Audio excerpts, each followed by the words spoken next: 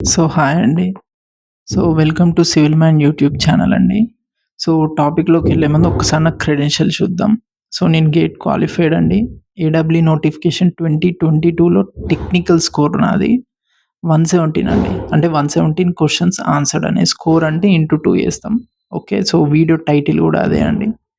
మరి నాకు 117 వచ్చింది గదా! 120 ఎందుకు పెట్టినా అంటే ఇది నార్మలైజ్డ్ స్కోర్ అండి. నేను ఏదైతే సెషన్ అటెండ్ అయ్యానో అది హార్డ్ సెషన్ అనమాట. 117కి నాకు 117 మళ్ళీ ఒక 4, 5 మార్క్స్ యాడ్ అయింది. నార్మలైజ్డ్ స్కోర్ రాదు. మనకు టోటల్ స్కోర్ వస్తదనమాట. అందులో నుంచి నేను కాలిక్యులేట్ చేసుకుంటే నాకు ఆల్‌మోస్ట్ 123 అట్లా వచ్చిందండి నార్మలైజ్డ్ స్కోర్ అనేది. ఓకే. ఇది ప్రూఫ్ అండి. ఇది నా హాల్ టికెట్. ఇది జనరల్ ర్యాంకింగ్ లిస్ట్. ఇది ప్రూఫ్ అండి. ఓకే. 5+ ఇయర్స్ ఎక్స్‌పీరియన్స్ ఉందండి నాకు సివిల్ ఇంజినీరింగ్ ఎగ్జామ్ ఫీల్డ్‌లో. ఇది గవర్నమెంట్ ఎగ్జామ్స్‌ది. ఎస్ఎస్‌సి గానీ, టీజీపీఎస్‌సి, ఏఈ, ఏడబ్ల్యూ గానీ, టీపీబీఓ ఇవన్నీ పీఎల్ ఇవన్నీ ఉంటాయి గదండీ! దాంట్లో అన్నమాట. ఓకే. మరి టాపిక్‌లోకెళ్ళిపోదాం.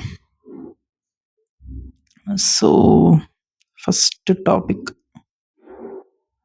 ఫస్ట్ టాపిక్ నా బ్యాక్‌గ్రౌండ్ చూద్దామండి. ఓకే. సింపుల్‌గా చెప్పేస్తా. నేను ఒక యావరేజ్ కాలేజ్‌లో చదివినా అండి. I don't want to name ఎందుకంటే ఆ కాలేజ్‌ని తిడితే ఇప్పుడు నేను. ఏం నేర్పించలేండి మా కాలేజ్‌లో బేసిక్‌గా నాకు జీరో సివిల్ నాలెడ్జ్. బీటెక్ 4థ్ ఇయర్ అయిపోయేలోపు నాకు జీరో సివిల్ నాలెడ్జ్.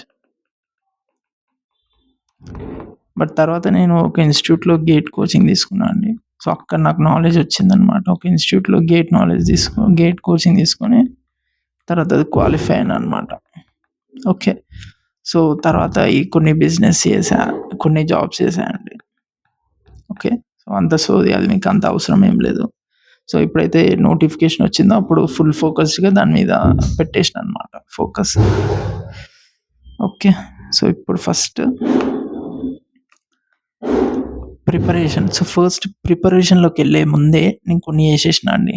ఏందంటే ఫస్ట్ మా ఫ్రెండ్స్, ఫ్యామిలీస్‌కి చెప్పేసినా. ఏంటిది నేను ప్రిపరేషన్‌లో ఉంటున్నా అని జెప్పేసి. ఎందుకంటే ఫ్యామిలీలో కొన్ని వర్క్స్ చెప్తా ఉంటారండి వాళ్ళు ఊకే రిపీటెడ్‌గా. ఒక్కసారి మనం ప్రిపరేషన్‌లో ఉన్నాము, సీరియస్‌గా ఉన్నాము అంటే వాళ్ళు మనల్ని వదిలేస్తారు. వీడి ఇష్టం రా భయ్! వీడు చదువుకుంటుండు, వీడు ఏదో ఒకటి చేసుకుంటాడు అని జెప్పేసి. ఇంకోటి మన ఫ్రెండ్స్‌తో కూడా ప్రాబ్లమ్ వస్తదండి. వాళ్ళు ఒక్కోసారి బయటికి పిలుస్తారు. మనం ఎళ్ళము. ఎళ్ళకపోతే వాడు ఫీల్ అయితాడేమో అని జెప్పి ఆ థాట్ అనేది మన మైండ్‌లో తిరుగుతా ఉంటది. అందుకని జెప్పి నేనైతే చెప్పేసినా అండి వాళ్ళకి.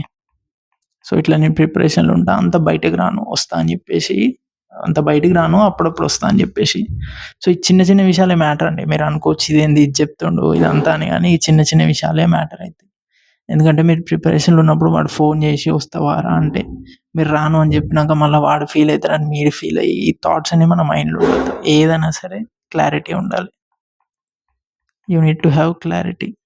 అందుకే ముందే అన్నీ సార్ట్ ఔట్ జేసుకోవాలి. నేను ప్రిపరేషన్ ముందే ఇయన్నీ సార్ట్ ఔట్ జేసేసుకున్నా. మనం ప్రిపరేషన్ మధ్యలో ఏ panchayat ఉండొద్దని.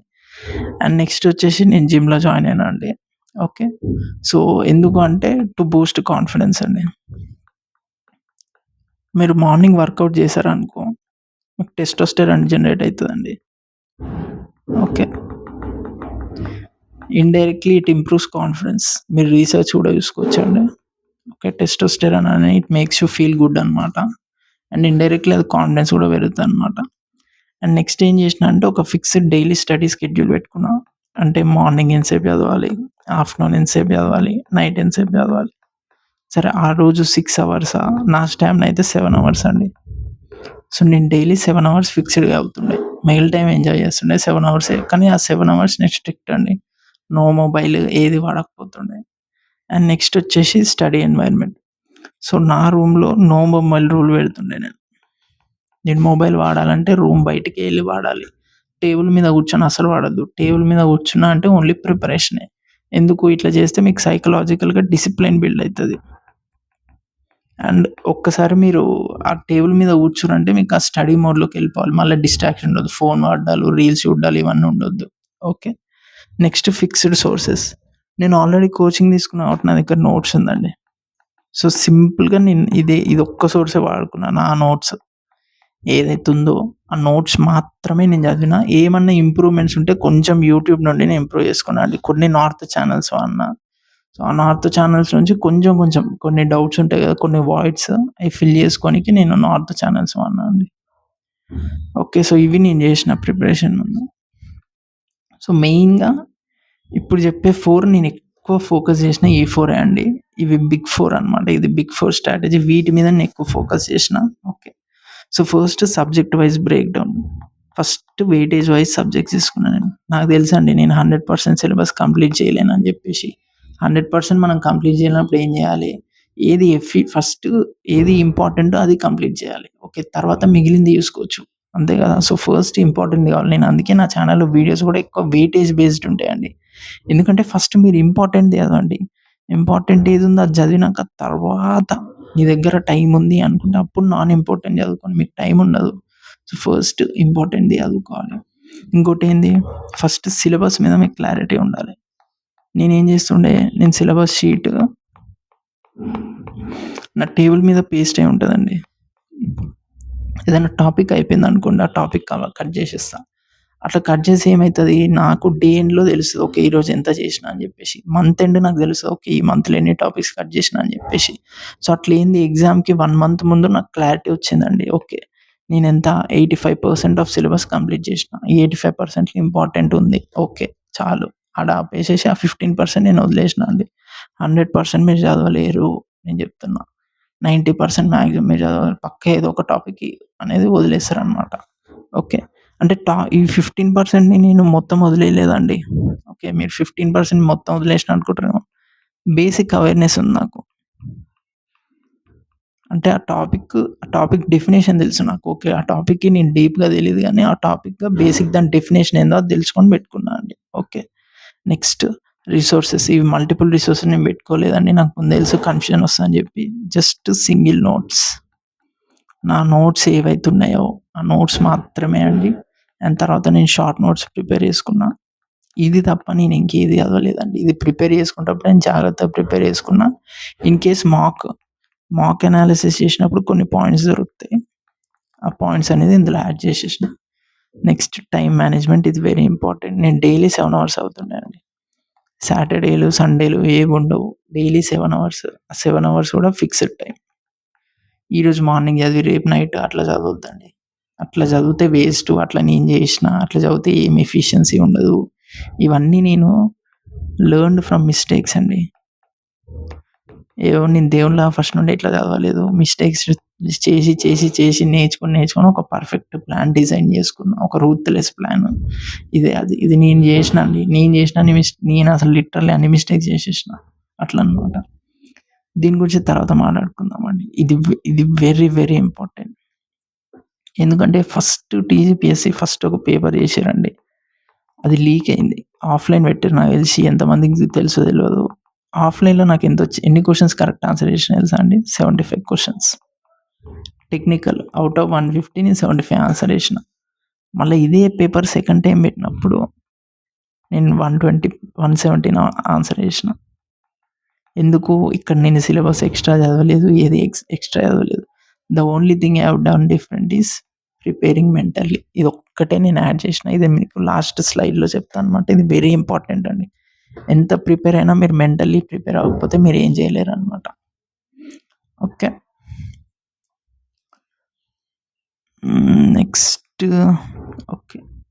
Mistakes avoided. Actually mistakes I learned అని కూడా అనొచ్చండి ఇవి. ఏది అవాయిడ్ చేయలేం. మనం ఫస్ట్ దెబ్బ తిన్నాకనే కదా ఏదైనా నేర్చుకునేది. So, controls and uncontrollables. First ఏంటిది మాకు నోటిఫికేషన్ వచ్చినప్పుడు ఎగ్జామ్ డేట్ అనేది ఇయ్యలేదండి అప్పుడే. కొన్ని డేస్ తర్వాత ఇచ్చిర్రనమాట. సో, చాలా మంది ఏం చేస్తుండే అంటే దీని మీదనే ఫోకస్ చేస్తుండే అండి. ఎగ్జామ్ ఎప్పుడుంటది? కమెంట్స్ అన్నీ ఇదే చేస్తుండే అనమాట. ఒకటి ఏంటిదంటే ఎగ్జామ్ డేట్ అనేది ఇది మన అన్‌కంట్రోలబుల్ ఫ్యాక్టర్. మన చేతిలో లేదు. మన చేతిలో ఏముందండి? మన చేతిలో ప్రాక్టీస్, రివిజన్ ఇదే మన చేతిలో ఉంటది. ఇంకోటి కట్ ఆఫ్ మీద ఫోకస్ చేస్తుండే అందరూ. అంటే ఎగ్జామ్ రాయకముందే కట్ ఆఫ్ మీద ఫోకస్ చేస్తుండే. ఇది మన చేతిలో ఉంటదా? ఇది కూడా మన చేతిలో ఉండదు. మన చేతిలో ఏముంటది? మన చేతిలో టైమ్ మేనేజ్‌మెంట్ ఉంటది. సో, నేను ఓన్లీ నా మైండ్‌లోకి కంట్రోలబుల్స్ మాత్రమే ఎక్కిస్తుండే అండి. అన్‌కంట్రోలబుల్స్ వచ్చినా గాని అది వెంటనే తీసేస్తుండే నా మైండ్‌లోంచి. ఓకే. నెక్స్ట్ ఫుడ్ హ్యాబిట్స్ అండి. నేను వీక్‌కి ఓన్లీ 2 టైమ్స్ నేను బయట తింటా అండి. ఆబ్వియస్‌లీ మనం హ్యూమన్స్ కాబట్టి క్రేవింగ్స్ కంట్రోల్ చేసుకోలేం కాబట్టి ఒక లిమిట్ పెట్టుకోండి. మొత్తం ఆపడం ఇన్‌కేస్ మొత్తం ఆపితే సూపర్ మీరు. నేను ఆపలేను కాబట్టి just 2 times out side food అనేది పెట్టుకున్నా అండి. Next calculation. సో, ప్రాబ్లమ్స్ వస్తాయి మనకి 70% ప్రాబ్లమ్స్ వస్తాయి. క్యాలిక్యులేషన్ అనేది నేను స్లో ఉండొద్దు. ఎందుకంటే ఇది టైమ్ బేస్డ్ ఎగ్జామ్. మనకిష్టమున్నంత టైం ఇయ్యడు. కొంచెం టైం ఇస్తాడు కాబట్టి క్యాలిక్యులేషన్ అంటే బేసిక్ క్యాలిక్యులేషన్ అండి. మరీ కాంప్లెక్స్ క్యాలిక్యులేషన్ వద్దు. బేసిక్ క్యాలిక్యులేషన్ నేను ఇంప్రూవ్ చేసుకున్నా అండి. ఓకే. సో, ఎందుకంటే మనకి ఆ చిన్న చిన్న మిస్టేక్సే ఇంప్రూవ్ చేసుకోవాలి. ఓకే. నెక్స్ట్ చాలా మంది కాన్సెప్ట్ కంప్లీట్ చేస్తారు. బట్ ప్రాబ్లమ్ ప్రాక్టీస్ చెయ్యరు. ఇది నేను ఫేస్ చేసినా అండి. నేను ఫస్ట్ టైమ్ రాసినప్పుడు చెప్పినా కదండీ! ఫస్ట్ లీగ్డ్ పేపర్ రాసినప్పుడు అప్పుడు కాన్సెప్టే చదివిన ప్రాబ్లమ్స్ ప్రాక్టీస్ చేయలే. బట్ వేరే సెకండ్ పేపర్‌కి నేను మొత్తం సెకండ్ టైమ్ మళ్ళీ కండక్ట్ చేసిర్రు కదా! సెకండ్ పేపర్ మొత్తం నేను ప్రాబ్లమ్ ప్రాక్టీస్ మీదనే పెట్టినా అండి. So, problem practicing is deciding factor. Concept అందరు చదువుతారు. ప్రాబ్లమ్స్ ఎవ్వడు చేయడు. అదే డిసైడ్ చేస్తది. And next revision. సో, నేను అంతకుముందు రివిజన్ కూడా ప్రాపర్‌గా చేయకపోతుండే. సో, సెకండ్ టైమ్ ఎప్పుడైతే కండక్ట్ చేసినో అప్పుడు రివిజన్ కూడా చేసినా అండి. సో, ఇవన్నమాట మన మిస్టేక్స్. ఇంక ఫైనల్‌గా preparing mentally. Okay. So, first leaked paper పెట్టినప్పుడు నాకొచ్చింది 75. సెకండ్ పేపర్ పెట్టినప్పుడు నాకొచ్చింది 117. ఆబ్వియస్‌లీ ఇది కొంచెం హార్డ్ వచ్చిందండి. ఇది ఈజీ వచ్చింది. ఓకే. ఈ ఫ్యాక్టర్ కూడా కన్సిడర్ చేయాలి. మనం అన్ని ఫ్యాక్టర్స్ వదిలేయలేం కదా! ద మెయిన్ థింగ్ నేను ఎక్కువ ఇంప్రూవ్ చేసుకుంది కాన్ఫిడెన్స్ అండి. Confidence and fearless. ఎందుకంటే ఈ ఎగ్జామ్‌కి నేనెళ్ళినప్పుడు భయంతోనే ఎళ్ళినా అండి. వస్తా రాదా, పేపర్ హార్డ్ వస్తదా, టఫ్ వస్తదా, హార్డ్ నా మైండ్ ఎగ్జామ్‌లో మెజారిటీ ఆఫ్ టైమ్ నేను ఇదే ఆలోచించిన అండి. వేరేస్ ఇక్కడికి వచ్చినప్పుడు ఏంది కాన్ఫిడెంట్‌గా అటెంప్ట్ చేశా. ఎగ్జామ్ రాకపోయినా నేను ఏదో ఒకటి చేసుకుంటా అని చెప్పేసి కాన్ఫిడెన్స్‌తోనే పెట్టుకున్నా అన్నమాట. ఓకే. సో, అందుకనే నేను చెప్తున్నా preparing mentally is fully important అండి. ప్రిపేరింగ్ మెంటల్లీ ఈజ్ చాలా ఇంపార్టెంట్. నాకు కాన్ఫిడెన్స్ ల్యాక్ అయితుంది. మేబీ మీకు పేషెన్స్ ల్యాక్ అయ్యుండొచ్చు. ఓకే. మీరెక్కువ ఇంపేషెంట్ అయ్యుండొచ్చు. ఓకే. సో, మీదేంటిది? మీ ఫ్లా ఏంటిది? ఓకే. సో, గవర్నమెంట్ ఎగ్జామ్ ప్రిపరేషన్‌లో మేజర్ బెనిఫిట్ అదే. మీకు జాబ్ రాకపోయినా గానీ ఇట్ ఎక్స్‌పోజెస్ యువర్ ఫ్లాస్. ఎవరైనా గవర్నమెంట్ ఎగ్జామ్ ప్రిపేర్ అయ్యేటోళ్ళుంటే వాళ్ళకి తెలుస్తది. మీ లోపల ఏదైతే ఫ్లా ఉందో, మీకు క్లారిటీ మిస్ అయితుందో, ఆ కాన్ఫిడెన్స్, ఆ పేషెన్స్, మీరు ఊకనే యాంగ్రీ ఫీల్ అయితుర్రో ఇవన్నీ ఎక్స్‌పోజ్ చేస్తాయన్నమాట. అది government exam preparation. Okay. So, ఇదండి నా జర్నీ. ఇన్ కేస్ నేనేదైనా మిస్ అయ్యుంటే you can comment. I will answer. For more similar content you can subscribe us. Thank you.